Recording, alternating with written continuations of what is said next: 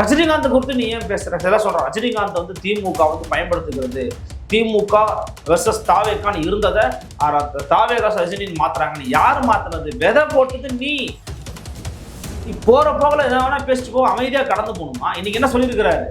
காலம் பேசாது ஆனால் காத்திருந்து பதில் சொல்லுன்னு சொல்றாருல்ல. இது யாருக்கான பதில் தெரியுமா? நேரடியா விஜய்க்கான பதில். நேரடியா விஜய்க்கான பதில் தான். தம்பி சரியில்லை, இது ரொம்ப தப்பு.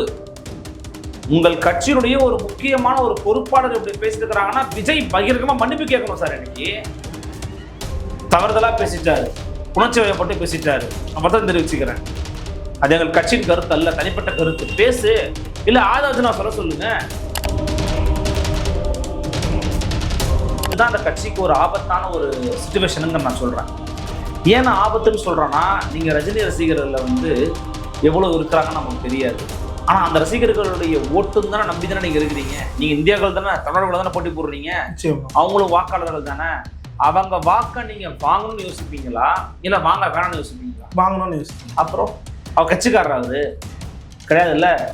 நீங்க திரையுலகத்துல வளரும் போது தலைவான்னு பார்த்தானே வளர்ந்தீங்க. நான் தலைவன் ஒரு நாள் ரஜினிகாந்த் சொல்ல மாட்டேன், விஜயகாந்தையும் சொல்ல மாட்டேன், விஜயும் சொல்ல மாட்டேன், யாரையுமே தலைவன் யாரும் சொல்ல மாட்டேன். யார் தலைவன்னு யாருக்கும் தெரியும். அப்போ தலைவான்னு பார்த்து வளர்ந்தீங்க, அவர் முறை ஸ்டைல்லாம் பண்ணீங்க, எல்லா ரஜினியை பார்த்து வளர்ந்துக்கிட்டீங்க. இல்லை மறுக்க முடியுமா உங்களால?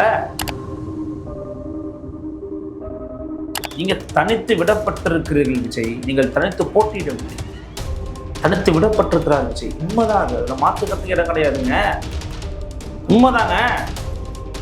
காரணம் என்னன்னா, இந்த கட்சிகளுக்கு பொதுவாகவே கூட்டணி வச்சாதான் ஜெயிக்க முடியுன்ற மனநிலையில உருவாக்கிட்டாங்க. தமிழகத்தில் கூட்டணி உருவாக்கிட்டாங்க, சாத்தியம். அதை தான் வந்து விஜய் ட்ரை பண்ணாரு. கூட்டணி வருவாங்க, யாரும் வரல.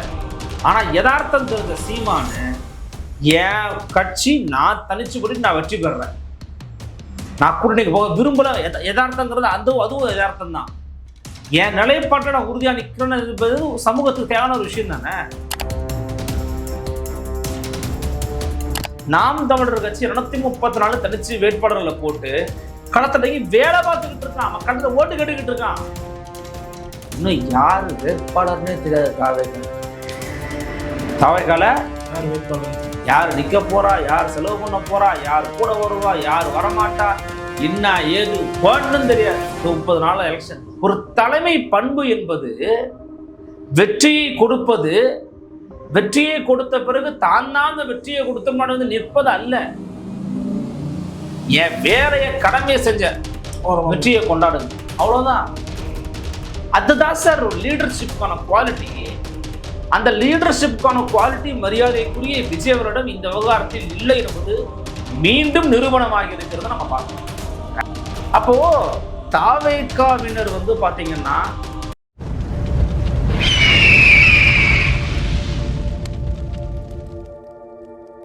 அரசியல் நேயர்களுக்கு வணக்கம். இன்று நம்மோது சிறப்பு விருந்தினர் ஊடகவியலாளர் அருள்மொழிவர்மன் அவர்கள். வணக்கம் சார். வணக்கம் சரண். சார், நாம் தமிழர் கட்சி வந்து 2026 தனித்து தான் போட்டி அப்படின்னு சொல்லியிருக்காங்க. தாவேக்கா இப்போது களத்தில் தனித்து விடப்பட்டிருக்கு அப்படின்ற ஒரு விமர்சனத்தையும் வைக்க தொடங்கியிருக்காங்க. இந்த தருவாயில் தாவேக்காவை சார்ந்த ஆதவ அர்ஜுனா வந்து ரஜினி அவர்களை குறிப்பிட்டு பேசிய விதயம் வந்து இப்போது பரபரப்பை ஏற்படுத்திருக்கு. ஏன்னா ரஜினி அவர்கள் வந்து இதுக்கு ரிப்ளை பண்ணுற விதமாக சில கருத்துக்களை வந்து பகிர்ந்திருக்காரு. காலம் பேசாது ஆனால் காத்திருந்து பதில் சொல்லும் அப்படின்ற ஒரு விஷயத்தை வந்து சொல்லியிருக்காரு. இது வந்து டிவிக்கு மிகப்பெரிய பேக் ஃபயர் வந்து ரஜினி ரசிகர்கள் மத்தியில் ஏற்படுத்தியிருக்கு அப்படின்னு சொல்லப்படுது. எப்படி பார்க்குறீங்க அதை? தாவேக்காவுக்கு வந்து சமூகத்தில் நடக்கக்கூடிய அவலங்களை குறித்து பேசுவதற்கான சரியான தரவுகள் இல்லைன்னு பார்க்குறேன். அவர்கள் வந்து ஒரு முன்னேற்ற பாதையில் கட்சியை கொண்டு போகணுன்ற எண்ணம் இல்லைன்னு பார்க்குறேன். மக்களை பற்றி அக்கறை இல்லைன்னு பார்க்குறேன். எந்த விதமான டேட்டாஸும் இல்லைன்னு பார்க்குறேன். இதான் பார்க்கணும். ரஜினிகாந்துக்கும் உங்கள் கட்சிக்கும் என்ன சம்பந்தம்? இல்லை ஐயா, ரஜினிகாந்த் என்னைக்காவது அவர் வாயை திறந்து தாவேக்காவை குறித்தோ அல்லது ஐயா விஜயர்கள் குறித்தோ பேசியிருக்காங்களா? அவர் உண்டு, ஒரு வேலை உண்டு, இமயமலை உண்டு, நடிகர்கள் உண்டுன்னு கட்சிகள் உண்டுன்னு போய்கிட்டு இருக்காரு. இப்போ கூட அந்த மாதிரி நல்லக்கண்ணையோட மறைவுக்கு வந்தார். வந்து பார்த்து உண்மையிலேயே அவரை பார்த்து ரஜினிகாந்த் மாதிரியே தெரியாது. சாதாரணமாக அவர் பாட்டு ஒரு ஓரத்தில் உட்காந்துட்டு கண் கலங்கிட்டு, அந்த நேரத்தில் கூட அங்கே வந்து அம்மையார் பிரேமலதா விஜயகாந்தும் ஐயா சுத்தீஷ் தான் பேச்சு கொடுத்துட்டே இருந்தாங்க. அவருக்கு அது பிடிக்கல. அங்க என்னடா இது இப்படி பேசிக்கிட்டு இருக்காங்களேன்னு நினச்சிக்கிட்டு இருந்தாரு. அப்படிப்பட்ட ஒரு மனிதர். அந்த மனிதர் வந்து கட்சி ஆரம்பிக்காததுக்கு காரணம் திமுக பயமுறுத்திருச்சு, திமுகவோட நடுக்கத்தினால இது பண்ற ரெட் ஜெயின்ட் நடிச்சிட்டாரு, படம் நடிச்சுக்கிட்டு இருக்காருங்கிற. ரெட் ஜெயின்ட் மூவிஸ்ல படம் எது தெரியுமா? குருவி. அது ஃபிளாப் ஆயிட்டான்னு மக்களுடைய முடிவுக்கே விட்டுறலாம். அப்ப நீங்க ஏன் வாய்ப்பு கொடுத்தீங்க? இதெல்லாம் ரொம்ப தப்புங்க. ரஜினிகாந்த் அவர்களை இவங்க தேவையில்லாம தொட்டாங்க, தேவையில்லாம நீங்க சீண்டதுனால இப்ப பிரச்சனை வந்து பெருசா இருக்குது. எல்லாரும் கேட்கறாங்க ரஜினிகாந்த் இங்க பதில் கொடுக்கணும், நீ போற போக்குல எதையாவது பேசிட்டு உளறிட்டு போவ, அவர் அமைதியா இருக்கணுமா அல்லது கடந்து போகணுமா? அதனால எடப்பாடி கே பழனிசாமி, நயினார் நாகேந்திரன், டிடிவி தினகரன், அன்புமணி ராமதாஸ், தொல் திருமாவளவன், வைகோ, இன்னும் பலர் வந்து பாத்தீங்கன்னா அறிக்கை வந்து விட்டுருக்குறாங்க. திமுக விட்டுச்சு அறிக்கை இல்ல, கண்டிச்சாங்களா? இல்ல. ஏன்னா கண்டிக்கிறது பூரா எதிர்கட்சி தான் அதிகமா நீங்க பாத்தீங்கன்னா. அப்ப எதிர்கட்சிகள் ஏன் இதை கண்டிக்கணும்? ஏன்பா தப்பா பேசாதப்பாருன்னு ஏன் சொல்லணும்? அவர் வந்து நீங்க திமுகவிலையும் பார்க்க முடியும், அதிமுக எடப்பாடி பழனிசாமிக்கு நன்றி தெரிவிக்கிறதையும் பார்க்க முடியும், சிபிஎம் அலுவலகத்திலையும் பார்க்க முடியும், நாம் தமிழர் கட்சியினுடைய தலைமை ஒருங்கிணைப்பாளர் சீமானுடையும் பார்க்க முடியும், அண்ணாமலையுடையும் பார்க்க முடியும். அவர் ஒரு உச்ச நடிகர், அவர் தமிழ்நாட்டின் திரையுலகத்தின் சூப்பர் ஸ்டார், அவ்வளவுதான். நீங்க வந்து அவரை போய் சீன்றது இதெல்லாம் வந்து எவ்வளவு கண்டென்ட் வறட்ச சுத்திக்கிட்டு இருக்காங்கிறத காமிக்குது. நீ எடுத்த போராட்டம் என்ன? அந்த போராட்டத்தை குறித்து பேசணும். எங்க தலைவர் வந்துட்டாரு பாத்தீங்களா, அவரை மாதிரி இல்லை பாத்தீங்களா, இது என்ன பேச்சு? எனக்கு புரியல. சரி, வந்தாரு, எங்க வெளியில வந்தாரு திரு விஜய்? அவராவது நான் வராததுக்கு காரணம் என்னங்கிறத சொன்னாரு. அதுல லாஜிக்கும் இருக்கு, டெக்னிக்கலாவும் அது ரைட்டு தான். இவங்களாவது வந்து இப்படி இருக்கிறாங்க, ஆனா எனக்கு தெரிஞ்ச அந்த ரசிகர்கள் இவ்வளவு வந்து இப்படி வந்து ஒரு முருகத்தனமால இருந்திருக்க மாட்டாங்க, கரண்ட் கம்பத்து மேல ஏறி இருக்க மாட்டாங்க. அவங்க வந்து என்னன்னா ரஜினிகாந்தை பத்தி முழக்கம் போட்டிருப்பாங்க, அவ்வளவுதான். ஏன்னா அவரே சொல்லிட்டாரு, கொள்கைன்னு கேட்ட தலை சுத்திருச்சு அப்படின்னு ஞாபகம் இருக்கு எனக்கு. அது வேற. அவர் என்ன பண்ணாரு, கொரோனா காலகட்டம் வருது, நான் ரசிகர்களை பத்தி யோசிக்கிறேன், எதிர்காலத்தை பத்தி சிந்திக்கிறேன், எனக்கு சரியா வராதுன்னு விலகி போயிட்டாரு. முடிஞ்சு போச்சு. டீசெண்டா பேசினாரு, முடியவே விலகி போயிட்டாரு, அவ்வளவுதான். ஆனா நீங்க வந்தீங்க, பண்ணிக்கிட்டு இருக்கீங்க. மக்களை எங்க சந்திச்சாரு ஐயா விஜய்? மக்களை சென்று தேடி சென்று சந்தித்தாரா திரு விஜய்? தான் கேள்வி. அப்படி இல்லாத போது இது எப்படி வந்து சரியான அணுகுமுறையா இருக்கும்? அதாவதுங்க, உங்களுக்கு பேசுறதுக்கு உங்கள்கிட்ட கண்டென்ட் கிடையாது, மக்களை பத்தி பேசுறதுக்கு எவ்வளவோ பிரச்சனைகள் இருக்கு, தினசரி பிரச்சனைகள். நீ கூட்டம் போட்டதே வேற பிரச்சனைக்காகத்தான். ஆனா அதை குறித்து நீ பேசாம ரஜினிகாந்த் குறித்து நீ ஏன் பேசுற? எல்லாம் சொல்றான் ரஜினிகாந்த் வந்து திமுக வந்து பயன்படுத்துகிறது, திமுக வெர்சஸ் தாவேக்கான்னு இருந்ததை தாவேகா ரஜினின்னு மாத்துறாங்கன்னு. யாரு மாத்துனது? விதை போட்டது நீ. நீ போற போகல எதை வேணா பேசிட்டு போ, அமைதியா கடந்து போகணுமா? இன்னைக்கு என்ன சொல்லியிருக்கிறாரு, காலம் பேசாது ஆனால் காத்திருந்து பதில் சொல்லுன்னு சொல்றாருல்ல. இது யாருக்கான பதில் தெரியுமா? நேரடியா விஜய்க்கான பதில். நேரடியா விஜய்க்கான பதில் தான். தம்பி சரியில்லை, இது ரொம்ப தப்பு. உங்கள் கட்சியினுடைய ஒரு முக்கியமான ஒரு பொறுப்பாளர் இப்படி பேசிட்டு இருக்கிறாங்கன்னா விஜய் பகிரங்கமா மன்னிப்பு கேட்கணும். சார், எனக்கு தவறுதலா பேசிட்டாரு, உணர்ச்சி வயப்பட்டு பேசிட்டாரு, நான் மட்டும் தெரிவிச்சுக்கிறேன். அது எங்கள் கட்சியின் கருத்து அல்ல, தனிப்பட்ட கருத்து. பேசு, இல்ல ஆதாஜனா சொல்ல சொல்லுங்க. ஒரு சினிமாவினுடைய ஒரு தலை சிறந்த ஒரு நடிகர் ஒருத்தரை பார்த்து நீங்க இந்த நேரத்துல வந்து அவர் பட்டிட்டார் இப்படி பண்ணிட்டார் நீங்க பேசுனீங்கன்னா அது என்ன வார்த்தை? அது எதுக்கு? விஜய் ரசிகர்ல, அஜித் ரசிகர்கள் இழுக்கிறீங்க, அஜித் ரசிகர்கள் இழுக்கிறீங்க, கமலஹாசன் மனசு இழுக்கிறீங்க, எதுக்கு இதெல்லாம் பண்றீங்க? அப்போ அவங்க கட்சியினருக்கோ கட்சியினுடைய முக்கிய பொறுப்புல இருப்பவர்களுக்கோ கூட ஒரு நல்ல ஸ்பீச் எப்படி கொடுக்கணும், சமூகம் சார்ந்து எப்படி பேசணும், சிக்கல்களுக்கான தீர்வுகளை எப்படி அணுகணுங்கிறது குறித்த பக்குவமான பொறுப்புணர்வு இல்லை. பொறுப்புணர்வு இல்லாத வெளிப்பாடு தான் ரஜினிகாந்த் இவருக்கு பயந்துட்டாரு, இவர் அவருக்கு பயந்துட்டாருன்னு பேசிக்கிட்டு. நீ தான் பைபிள் அல்ல ராஜா, நீ தான் பைபிள் அல்ல. பிஜேபியோட கூட்டணி கிடையாது ஒரு காலத்திலையும், நாங்க தனிச்சு தான் போட்டின்னு பேசு. ஏன் வெளிப்படையா அதை பேச மறுக்கிறீங்க? ஏன்னா பேச்சுவார்த்தை நடந்துகிட்டு இருந்துச்சு, ஃபெயில் ஆயிடுச்சு, அவங்க போக போறது இல்லை. வெளிப்படையா நீங்க பேச பயப்படுறீங்கல்ல. பிஜேபி எதிர்த்து தீர்க்கமான காட்டமான ஒரு முடிவு எடுத்தார் விஜய்ன்றது ஒரு முடிவு காட்டுங்க, நீங்க பார்க்கலாம். எதுவுமே இல்லை.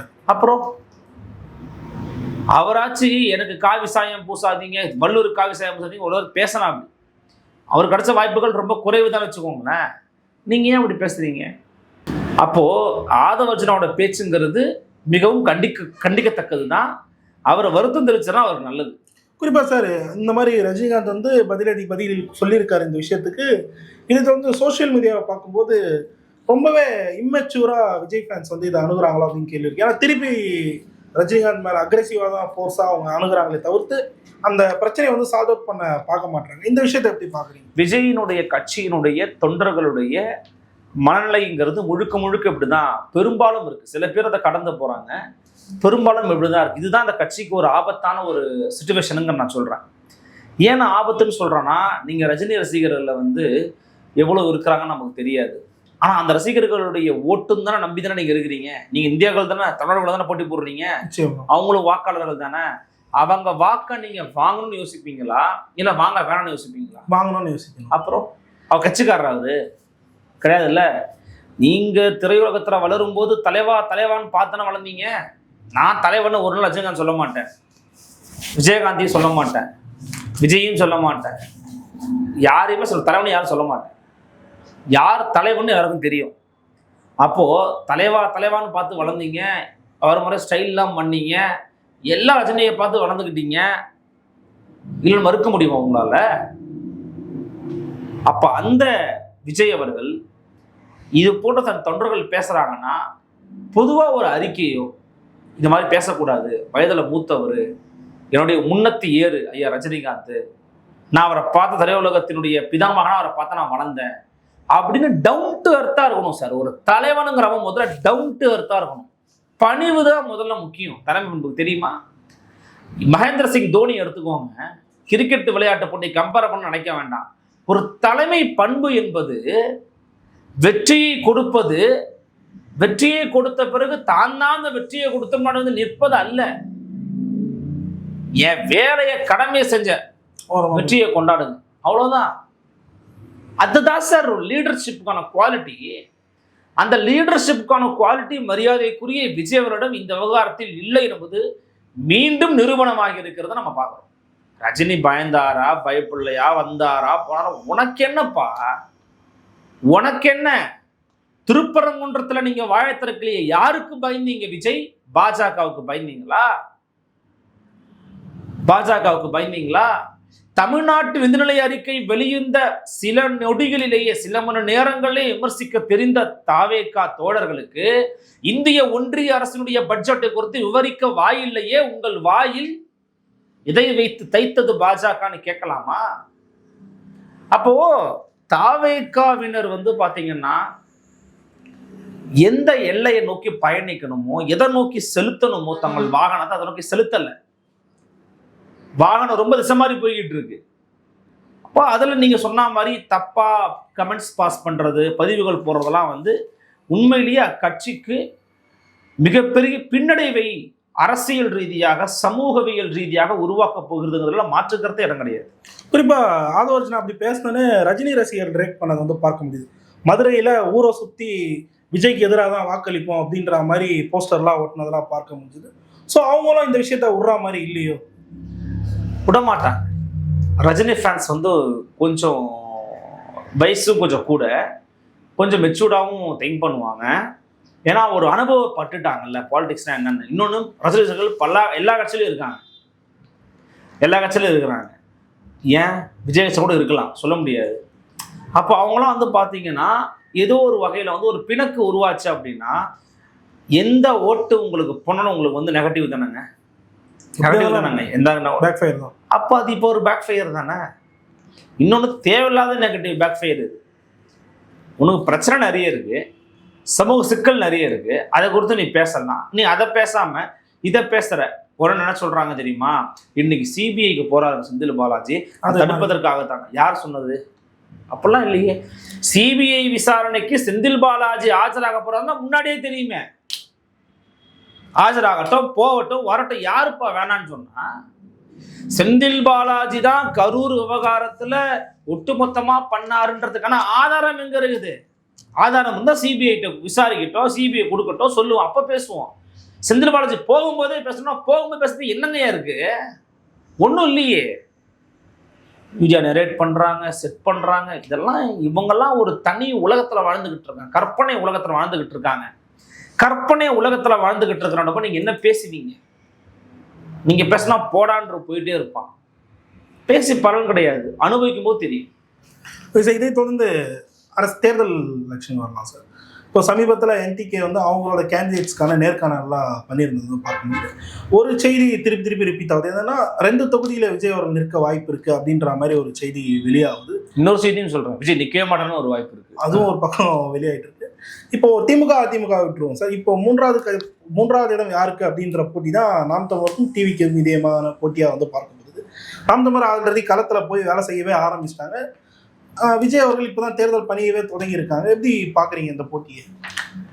இல்லை, தேர்தல் நெருங்க போது எல்லா கட்சிகளும் அவங்க வேலையை ஆரம்பிச்சிட்டாங்க. நீங்கள் சொன்ன மாதிரி முதலமைச்சர் மு.க. ஸ்டாலின் கூட்டணிகளை பற்றி இந்த சீட்டு ஒதுக்குறவனுக்கு நகர்ந்துட்டாங்க. ஸோ அது வந்து வேலை நடந்துகிட்டு இருக்குன்றதை பார்க்க முடிகிறது. அவங்கள சில குழப்பங்கள் இருக்குது.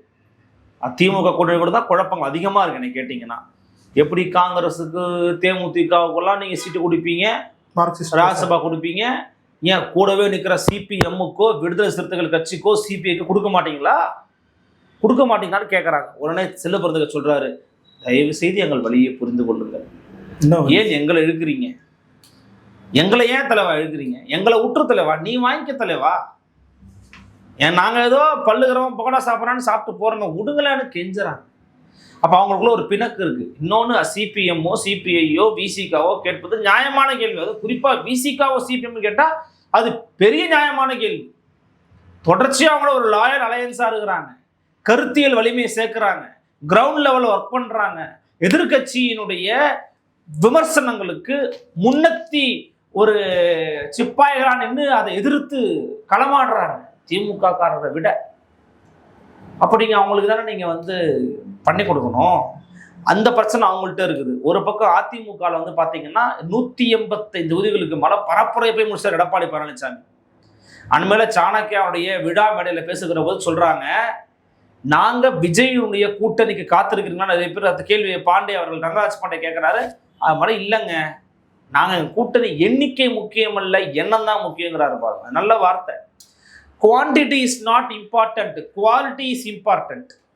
25 கட்சி 26 கட்சி சேர்றது முக்கியம் இல்லைங்க, 10 கட்சி 5 கட்சி சேர்ந்தாலும் நாங்கள் ஒன்றா சேர்ந்துருக்கோம். இப்போ அது ரொம்ப முக்கியம் நினைக்கிறார். அவர் பக்கம் போகிறாரு. நாம் தமிழர் கட்சி 234 தனிச்சு வேட்பாளர்களை போட்டு களத்துலங்கி வேலை பார்த்துக்கிட்டு இருக்கான். அவன் களத்தில் ஓட்டு கேட்டுக்கிட்டு இருக்கான். இன்னும் யார் வேட்பாளர்னே தெரியாது. தாவேக்கால யார் வேட்பாளர், யார் நிற்க போறா, யார் செலவு பண்ண போறா, யார் கூட வருவா, யார் வரமாட்டா, என்ன ஏது ஒன்றும் தெரியாது. இந்த 30 நாள் எலெக்ஷன், இந்த ஒரு கட்சி தலைவரே வெளில வரல, கட்சி தலைவரே வெளில வரல, கஷ்டம். அதனால எனக்கு தெரிஞ்சு ஒரு 3 கட்சி ஒரு இடத்துல முன்னிலை நிற்கிறாங்க. ஆனால் தாவேக்கா எங்கே நிற்குதுன்னு தெரியல. குறிப்பாக அவர் போட்டியிலே வாய்ப்பு இல்லைன்ற மாதிரி அந்த செய்தி வெளியே வருதுன்னு சொன்னீங்க. அது எந்த அளவுக்கு ஏற்றுக்கும்படியாக இருக்கு? மரியாதைக்குரிய சவுக்கு ஊடகத்தின் ஆசிரியர் திரு சவுக்கு சங்கர் அவர்கள் ஒரு பதிவு போட்டிருந்தாங்க. அவர் போட்டதெல்லாம் நடக்க போகுதுன்னு நான் சொல்லலை. அவர் மட்டும் இல்லை, இன்னும் நிறைய பேர் பேசியிருக்காங்க, எங்கிலே பேசியிருக்காங்க, நிறைய பேர் பேசியிருந்தாங்க. என்னன்னா, அவர் ஏதோ தோல்வி மனப்பான்மை, தோல்வியை தாங்கக்கூடிய மனப்பான்மை அவர் கிடையாதுன்னு சொல்றாங்க எல்லாருமே. அப்படி இருந்துச்சுன்னா அந்த தோல்வி தான் அவருக்கு அடைய போறாரு. எக்ஸாக்ட்லி தோல்வி தான் அடைய போறாங்க. தோல்வி எப்படி தாங்குவாருன்னு கேட்குறாங்க எல்லாரும். இது வந்து சீமான் அவர்கள் வைத்த விமர்சனம் சார். நான் வந்து தனிச்சு நிற்கிறேன், விஜய் வந்து தனித்து விடப்பட்டிருக்காரு அப்படின்ற ஒரு விமர்சனத்தை வச்சு ஆரம்பத்தில் கூட நான் கேட்டிருந்தேன்.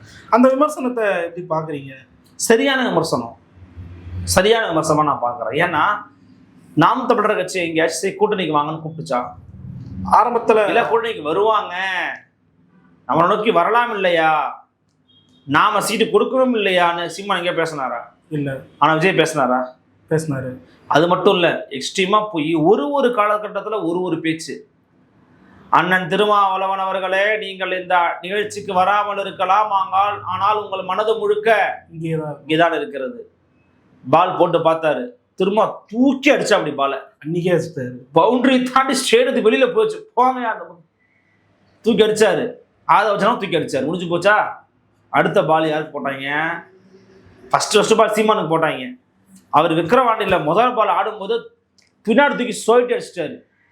சீமான் தூக்கி அடிச்சிட்டாரு, திரும்ப தூக்கி அடிச்சிட்டாரு. அடுத்து யாரை பார்த்தாங்கன்னா காங்கிரஸை பார்த்தாங்க. அதிமுகவை தான் ஆக்சுவலி பார்த்தாரு. அதிமுக முதல்ல பேசுகிற மாதிரி தெரிஞ்சது, அப்புறம் அவங்களும் விட்டாங்க. காங்கிரஸை பார்த்தாங்க. காங்கிரஸ் எப்படி தெரியுமில்ல, நான் கூட வரேன் டக்குன்னு கழுத்து எடுத்துட்டு போயிடுச்சு. எக்ஸ்ட்ரா 3 சீட் அவ்வளோதான். கழுத்து அறுத்து விட்டு துடிக்க கோழியை துடிக்க விட்டா மாதிரி துடிக்க விட்டு போயிடுச்சு. இப்போ ட்ரை பண்ணிக்கிட்டு இருக்கா அப்படி அங்கே இங்கன்னு. நீங்கள் தனித்து விடப்பட்டிருக்கிறீர்கள் விஜய், நீங்கள் தனித்து போட்டியிடவில்லை, தனித்து விடப்பட்டிருக்கிறார் விஜய். உண்மைதான் அது, அதில் மாற்றுக்கிறதுக்கு இடம் கிடையாதுங்க, உண்மைதாங்க. காரணம் என்னன்னா, இந்த கட்சிகளுக்கு பொதுவாகவே கூட்டணி வச்சாதான் ஜெயிக்க முடியுன்ற மனநிலையில உருவாக்கிட்டாங்க. தமிழகத்தில் கூட்டணி சாத்தியம் இல்லை. அதை தான் வந்து விஜய் ட்ரை பண்ணாரு. கூட்டணி வருவாங்க, யாரும் வரல. ஆனா யதார்த்தம் தெரிஞ்ச சீமானு, என் கட்சி நான் தனிச்சு போட்டு நான் வெற்றி பெறேன், நான் கூட்டணிக்கு போக விரும்பல. யதார்த்தங்கிறது அதுவும் யதார்த்தம் தான். என் நிலைப்பாட்டை நான் உறுதியா நிற்கிறேன்னு என்பது சமூகத்துக்கு தேவையான ஒரு விஷயம் தானே. அவர் ஜெயிக்கிறாரு, ஜெயிக்கல, சட்டமன்றத்துக்குள்ள போறாரு, போகல, தனிச்சு நிற்கிறார். அவர் நிலைப்பாடாத வச்சிருக்கிறாரு, இவங்க அப்படி வச்சிடல. அப்போ அதில் சீமான் சொல்றது உண்மைதான். தனித்து விடப்பட்டிருக்கிற விஷயம் என்பதுதான் முற்றிலும் உண்மையானது.